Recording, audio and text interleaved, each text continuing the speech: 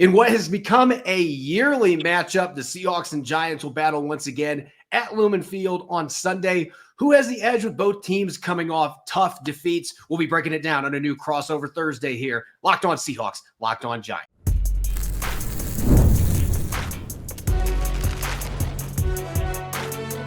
You are Locked On NFL Crossover, part of the Locked On Podcast Network. Your team every day.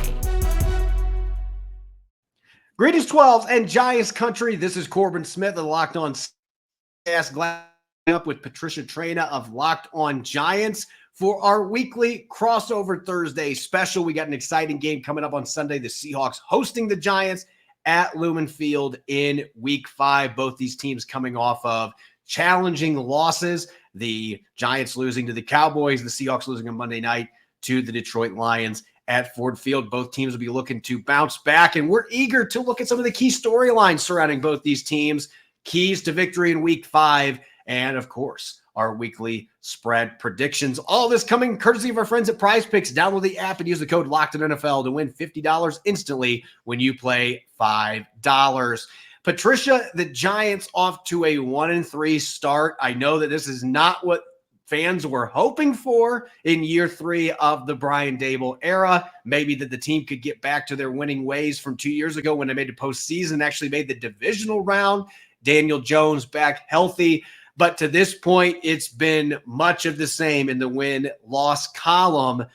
Looking at where this Giants team is at right now, how do you compare the trajectory after 4 weeks to what we saw from this team last year when they disappointed and fell back in the standings and missed the postseason? Yeah, so Corbin, I think it's I think it's a lot different. Last year, the Giants were absolutely wrecked by injuries. I mean, they had key injuries, 3 different quarterbacks. They had, 5 different kickers or 4 different kickers. They had, I want to say at least 7 different offensive line combinations. So a little different scenario last year that led to a 6-11 record. This year, you could make the argument that the Giants, had they had a healthy kicker in Week 2, they could have won that game. You could make the argument that had they not had some drop passes and some bad calls against them, they could have beat Dallas on Thursday night. But I have a saying, woulda, coulda, shoulda, didn't, and they haven't. So that being said, it's the little things that the Giants are not doing there. They're just self-inflicting wounds. They're killing themselves with penalties at the worst possible time. They're dropping passes. They're not taking deep shots when they're there. The run game against Dallas in particular was just abysmal. So it's a bunch of little things that are just adding up. It's like, you have a big wall, and just when you think you've plugged one hole in the dam, now another one springs. And then you throw in the fact that they're really not getting the production out of their high value pass rush with Brian Burns and Kayvon Thibodeau. They're not able to take advantage of the double teams that Dexter Lawrence is drawing. And this is what you've got. You've got a 1-3 team, and that's now trying to stay above water. Last year when these teams met on Monday Night Football, it was a night to forget for the Giants offensive line, and Daniel Jones got sacked 11 times in that football game. It was a team record, tied a team record for the Seahawks. Looking at that offensive line now, Evan Neal is no longer in the starting lineup. There's been some big changes on that offensive line. Where is that group compared to what it was at this time last year when the Seahawks were able to feast on them? I'll be talking about this later in the show. Seattle's going to be coming in this game far less. They're going to be far more depleted on that defensive line, most likely, than what they were when these two teams met a year ago. Maybe some reinforcements coming for Sunday. But as far as the Giants' offensive line goes, that feels like it's been the biggest issue for them on offense. A lot of people are going to say the quarterback position, but that offensive line has been like Seattle's, where it feels like they've chronically struggled. Where has that group fit in so far for this offense and for Brian Daboll? Believe it or not, if I had told you at the start of the season that the offensive line, the pass protection would be the least of this team's problems, you probably would have asked me what I was taking. That has been the case. The offensive line for the Giants, for pass blocking, they've actually been pretty good, surprisingly. They are ranked in the middle of the pack on Pro Football Focus's pass blocking efficiency rating. You look at the percentage of sacks that Daniel Jones is responsible for, the percentage of pressures. I think it's somewhere around 20%. So the pass blocking of that offensive line, really not bad. Now, the run blocking, on the other hand, that's where that unit is still struggling. I mentioned the Dallas game last week, 24 carries, 26 yards, 1.1 yards per carry. That's just not going to get it done. The Giants are averaging, I believe it's 3.4 yards per rushing attempt, last in the league. I believe their running game overall average per game, I want to say, is 30th. That's not going to get it done. When you can't run the ball and now you have to say, okay, Daniel Jones, you beat us, that can be a little tricky, especially given, the fact that they seem to be relying on two receivers, Malik Nabers, who I'm sure we'll talk about in a bit, Wan'Dale Robinson, both of whom are banged up this week. And, the Giants just have become one-dimensional on offense. On the defensive side of the ball, fairly impressive performance against the Cowboys. I mean, Dallas's offense has not been quite as good as expected up to this point, but still a really solid Thursday night performance in defeat. And a lot of it's been with Dexter Lawrence leading the charge up front. But has there been anything that has surprised you from a positive standpoint for this Giants defense in these first four games that maybe gives a little bit more optimism that they're going to be able to contain Seattle's high-powered attack? I wish I could say there was. I really do. I mean, look, Deonte Banks, who is supposed to be the cornerback one for the Giants, he struggled against top receivers this year. I don't know if it's a sophomore slump. I don't know what's going on with him. Part of it's his hand usage, but he is not playing very well to start the season. And then you look at the pass rush. All right. You have Dexter Lawrence up front, who is playing like the all-pro that he is, but nobody's taking advantage of the double and triple teams that he is drawing, which are creating one-on-one matchups. So therefore, you don't have a lot of production in terms of, Kayvon Thibodeau and Brian Burns, who everybody thought was going to be this power duel, racking up the sacks. Those guys have struggled to get them. You've had a pressure here, a sack there, a hit there, but not enough on a consistent basis. And that's disturbing, quite frankly, because when you combine that with the problems on the back end of the defense, the defense hasn't been horrible, but it's not as good as I think a lot of us were maybe hoping it would be. Last question that I've got, you mentioned Malik Nabers and what a rookie season that he's having. 386 receiving yards already looks like a bona fide one, which in Daniel Jones' defense, he hasn't had, in my opinion, a legit number two when he's been the quarterback for the New York Giants. So getting a true superstar caliber receiver is a big deal, but didn't practice on Wednesday.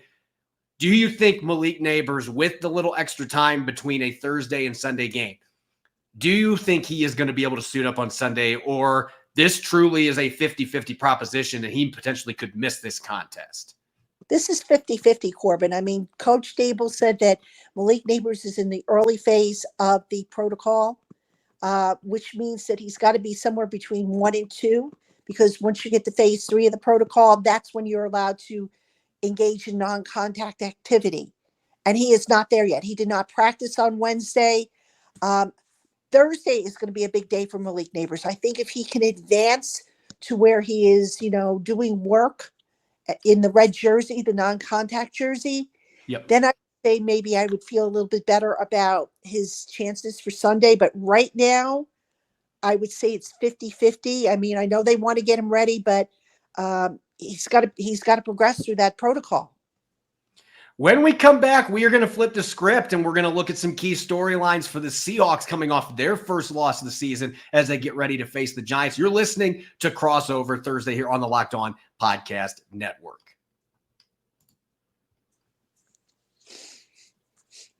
This crossover is brought your way by Game Time. You shouldn't have to think about skipping a car payment when you want to buy tickets to your next big event. Game Time is the fast, easy way to buy tickets for all the sports, music, and comedy near you. They've got killer last-minute deals, all-in prices, views from your seat, and their best price guarantee. Game Time takes the guesswork out of buying tickets. You want to see the Seahawks and the Giants on Sunday at Lumen Field? You can get seats at the loudest venue in the NFL. Yeah, maybe that's not a fact, but we're going to say it is here.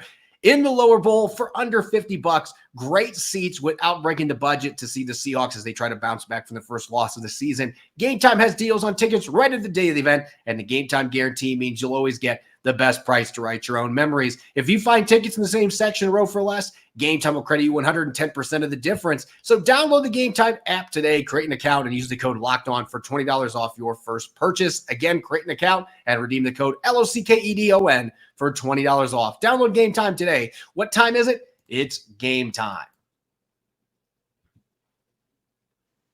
You're listening to Crossover Thursday here on the Locked On Podcast Network. I'm Corbin Smith of Locked On Seahawks. Glad to be teaming up. It seems like it's a yearly thing now. Patricia Traina of Locked On Giants, Seahawks Giants at Lumen Field on Sunday. Both teams looking to bounce back from Week 4 defeats. The Giants losing to the Cowboys on Thursday Night Football. The Seahawks in their own primetime match.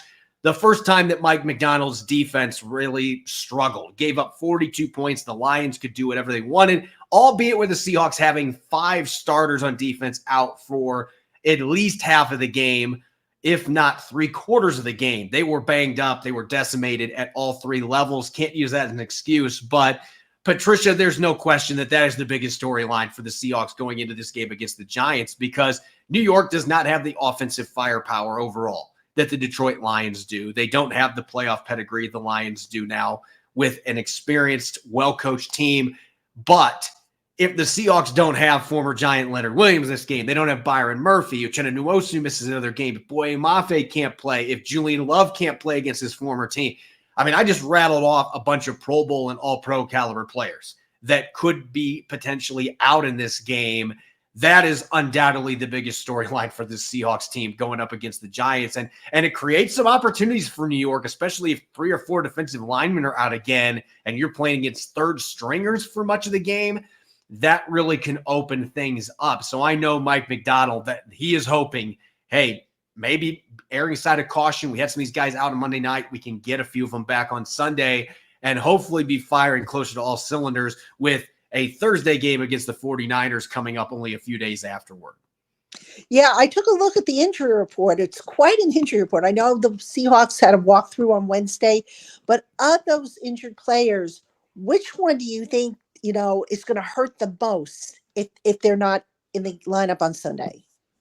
I'm going to go with Leonard Williams, because I have felt like the Seahawks last game against the Lions, it felt like they were not able to overcome his absence. Now, Byron Murphy, the second or first round pick, he's been really good and he's an elite athlete. I think he's going to have an all-pro ceiling. He's that kind of a player. So obviously missing him is a big deal too. But Leonard Williams has been off to a tremendous start before suffering a rib injury against the Dolphins in Week 3, racking up a bunch of quarterback hits, multiple sacks, stuffing the run.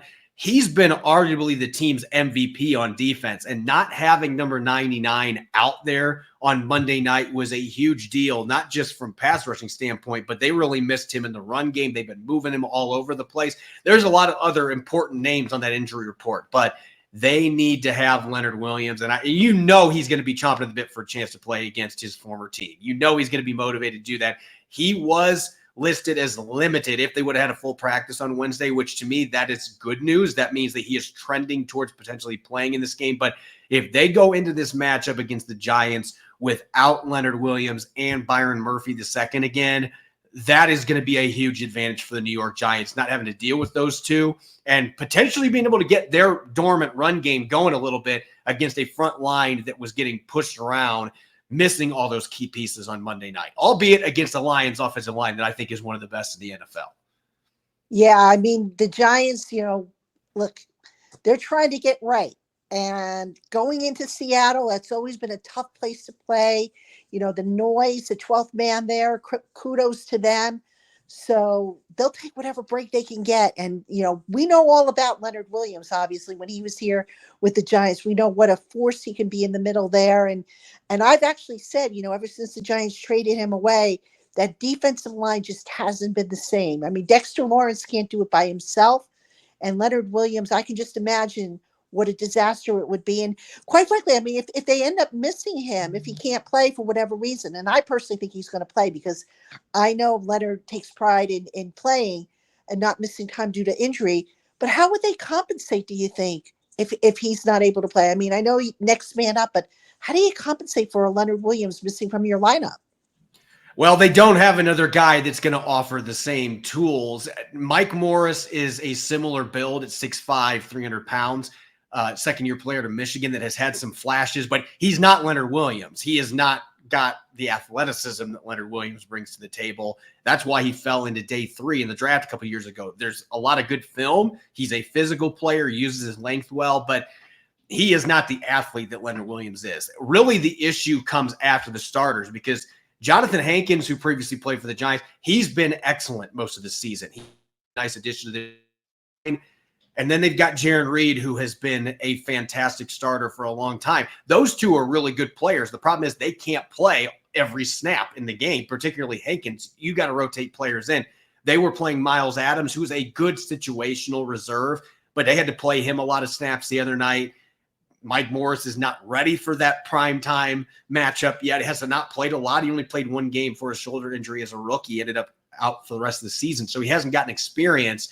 They have very little depth there in terms of proven experience behind Jaron Reed and Jonathan Hankins. Now, Draymond Jones can slide inside, and if Uchenna Nwosu is available, he was limited on Wednesday. If he makes his debut, that opens the door for them to play Draymond Jones more inside, and that certainly would help their depth there. But the big question mark is certainly who's going to play after Jaron Reed and Jonathan Hankins. If Leonard Williams is there, then suddenly that isn't an issue because you're going to have his star power. You are not going to have to play Mike Morris as much, but really that's the $1 million question. How are you going to try to maneuver this lineup if he and Byron Murphy II are both out because they weren't able to do it against the Detroit Lions effectively on Monday night? And it's not like they're going to go out and trade for somebody immediately that's going to come in. These are short-term injuries. They're hoping they're going to get him back, but that certainly would be a difficult player. You can't replace him with one guy. You're going to have to hope your reserves play better than they did on Monday night. And what about the secondary? You know, you speak of former Giants. I saw Julian Love on the injury report. What's the status with him? It looks like Julian's going to have a good chance to play this week. Mike McDonald told reporters on Wednesday that he looks good and he's feeling good. So I would assume that he's in good shape. He bruised his thigh and didn't play in the second half on Monday night, but it sounds like he has bounced back from that pretty well. We'll see where things stand a couple days from now, but I expect that Julian Love is going to be back in the starting lineup for the Seahawks and that he dodged a serious injury bullet there on Monday night. And that's big for them. Their secondary second half did not look the same without him. They had some coverage busts that they haven't been making the first couple games. And I think it boils down to his communication and his ability to get everybody where they need to be. I think they badly missed him in the second half of the game and just getting him back out there. And there's also, again, that internal motivation. I'm playing my former team. I want to go out and have a big game. So I'm fully expecting Julian Love's going to play in this game. Yeah, you guys got, 3 former Giants on defense? Hankins, Williams, Julian Love, and what kind of a difference have they made for the defense? Well, Julian Love was a Pro Bowler last year. I mean, he's been fantastic for the most part. He has had a few tackles he's missed here and there, but otherwise he's played at a high level. Jonathan Hankins, I think, has been one of their under the radar free agent signings. He has been excellent stuff in the middle. He can't do it alone, though. And again, he's a huge guy. He can't play 90% of the snaps. So they've got to find a way to have somebody else step in and give him some relief and be able to pick up the slack. I don't think Cameron Young's going to be off the PUP list this week. He did return to practice Wednesday, but they're going to have that 21-day window. I don't suspect he's going to be playing in this game that quickly coming off a knee injury, but they've got some depth concerns at that nose tackle position. But Hankins has played well when he's been called upon. And the other player, obviously Leonard Williams, has been an impact player. I mentioned this before the rib injury in week 3. He got off to an all-pro caliber start to this season. The way that he was torching quarterbacks, he was winning with power, he was winning with moves. They're moving him all over the line. He's played 2-point stance outside. He's played nose tackle. He's played 1-tech, 3-tech. They've played him everywhere. This defense is perfect for Leonard Williams playing for Mike McDonald in this aggressive, flexible scheme. So really, all 3 of these guys have been excellent additions to this defense. They just got to have all 3 of them on the field together on Sunday to play against their former team. Guys that I'm sure the Giants are missing, no question. And then, of course, on offense, you have Geno Smith, but I saw some of the receivers. His receivers are banged up. What's the status on those guys? They've had guys in and out of the injury report at the receiver position, but I'm anticipating that all those guys are going to be ready to go. Tyler Lockett's had a thigh issue he's been dealing with since training camp, but he's played in every game. DK is going to play. He's a gamer. Jack Smith and Jigba's ready to go. They've got Jake Bobo, Laviska Shenault. Their injury concerns there are minimal. Those guys will all be playing in this game. So Geno Smith should be at full strength there. It just continues to be the offensive line where Abraham Lucas is still not coming back to practice yet. So they're still going to have their third string right tackle playing in Stone Forsythe, with George Fant also on injured reserve. So that's been the big issue this year. Can they keep their running backs healthy? They are going to have Ken Walker III in this game. He had a monster game on Monday night with 3 touchdowns. So they're going to have all the running backs. All the skill guys should be good to go. That is one of the best skill position groups in the NFL when they've got everybody healthy, and they should be good to go on Sunday. It's just going to boil down to is it comes down to every game. Are you going to give Geno Smith and the running backs enough blocking so they can do what they can do? Going to be a good one for sure. I mean, the Giants, I can't remember the last time they won. I don't have it in front of me, but my goodness, that's going to be a tough challenge for the Giants flying cross country. I mean, I know the Seattle Seahawks, they're on a short work week, having played on Monday night. But let me ask you this, Corbin, how is the mood in the locker room? Are they angry? Are they, have they put it behind them? What's your sense of the temperature in the locker room? This team, I think, even after the game on Monday night, was there disappointment? Absolutely. They were upset about the lack of communication on defense, just not executing the way that they think they are capable of doing. And they weren't certainly going to blame it on the fact they were missing guys. In fact, they were very vehement about the fact that, look, that we could have gotten the job done. We just didn't execute. And so that was really the thing. But I think there was a general sense in the locker room that, hey, look, we had chances to still win this game in the fourth quarter. And it boils down to the offense. Geno Smith, he put the team on his back and he kept us in the football game. Even when the defense was playing its worst game of the year and had all those injuries, they still had chances to win the game. So it wasn't like it was a game that they got completely blown out. They got within one score multiple times in the second half. They just couldn't quite get over that hump because the defense couldn't get the stops that they needed to win that football game. But they're hoping they have more guys back healthy and that they're able to turn the corner this week and get back to playing their style of football on defense to complement that offense that looks to really be getting into full rhythm with the new offensive coordinator, Ryan Grubb. When we come back, we're going to be tackling the most important keys to victory for both teams and, of course, our predictions against the spread. Don't go away. You're listening to Crossover Thursday here on the Locked On Podcast Network. This episode is brought your way by FanDuel. You can start the season with a big return on FanDuel, America's #1 sportsbook. When you get a hunch in the middle of the game, you can check out the latest stats. You can check out live play-by-play and so much more on the same page where you place your bets. You'll get started with $200 in bonus bets guaranteed when you place your first $5 bet. You can bet on everything from DK Metcalf scoring a touchdown against the Giants or Noah Fant being the first player in Sunday's game to have a 30-plus yard reception. Just throw in a $5 bet and you'll get $200 in bonus bets. Visit FanDuel.com today and download America's #1 sportsbook. Welcome back to Crossover Thursday here on the Locked On Podcast Network. I'm Corbin Smith of Locked On Seahawks. Glad to be teaming up with Patricia Traina of Locked On Giants. A special thanks to all the 12s and Giants country, as always, for tuning in and making Locked On Seahawks and Locked On Giants your first listen 5 days a week.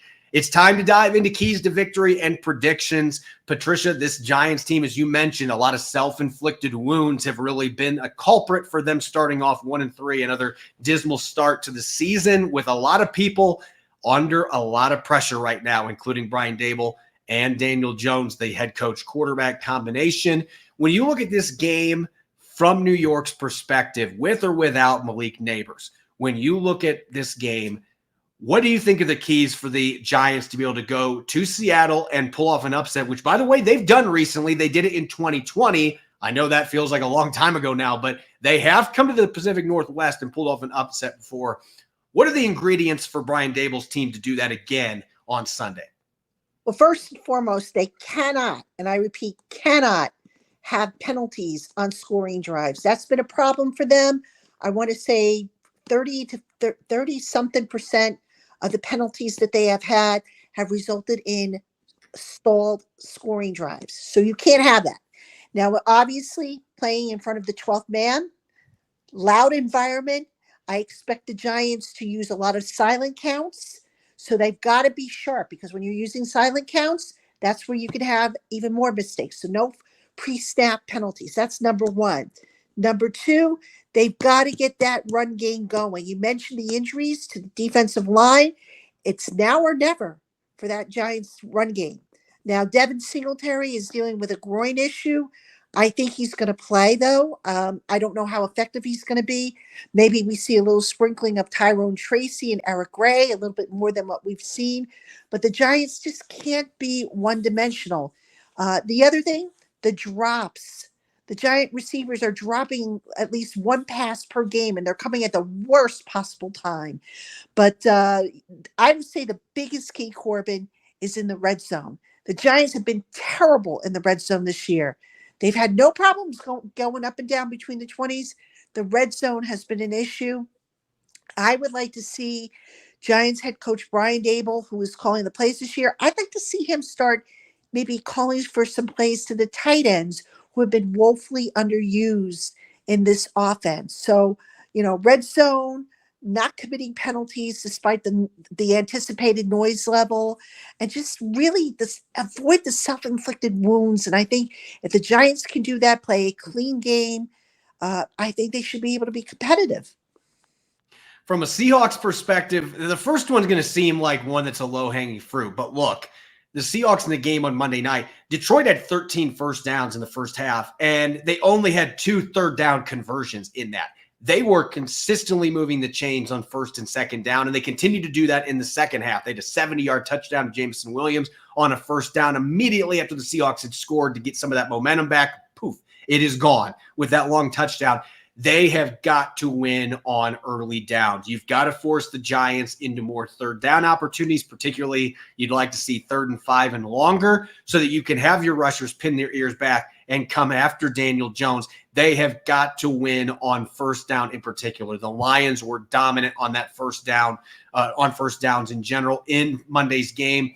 If the Seahawks continue to have issues giving up fairly sizable run plays and giving up long completions on first down, and even 7-8 yard completions to set up a favorable second down, they have got to have a much higher hit rate in terms of winning on those early downs defensively. And I think if they can do that, it's going to open up the pass rush. It's going to open up opportunities for turnovers.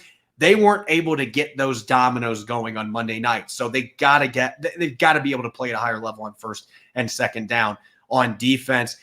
Penalties, I'm going to go with a familiar theme with you. This has been a team that's been penalized a lot, and unfortunately, it hasn't been mostly penalties that you can live with. There's always good penalties in terms of effort, but those have not been a lot of the penalties Seattle's been having called against them. They have got to find a way to play more disciplined football, and this is on both sides of the ball, because if you are giving free yardage to the underdog, that dramatically improves their chances to come into Seattle. In fact, I remember 2020, that was a big problem for the Seattle Seahawks in that game. They had a lot of penalties that kept Colt McCoy and company in that game, and they ended up winning it.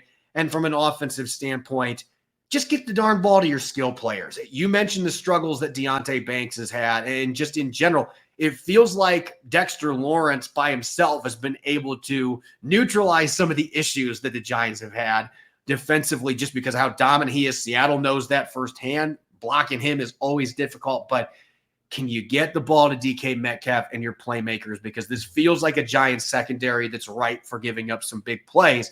You got to give Geno Smith the time to be able to do that, though. So it boils down to the pass protection. I'm saying this: 2 or fewer sacks, 5 or fewer quarterback hits. To me, those are the magic numbers. If they can do that, and Geno is able to get the football to his receivers, especially with home field advantage, I'd feel really good about the Seahawks being able to bounce back and win this football game against the Giants secondary that, quite frankly, on tape, I have not been that impressed with here in these first few games. Let's get to the predictions now, shall we? Obviously, we're going to have our score predictions on our Friday shows, but as we do every week, we're going to look at the spread and discuss some predictions from that standpoint. And right now, Patricia, the Giants are 6.5-point underdogs heading into this week with a 43.5-point over under. So it's lower than last week, Lions and Seahawks game, but it's a 6.5-point spread. considering New York's season so far, starting 1-3, they have to travel cross country to Lumen Field.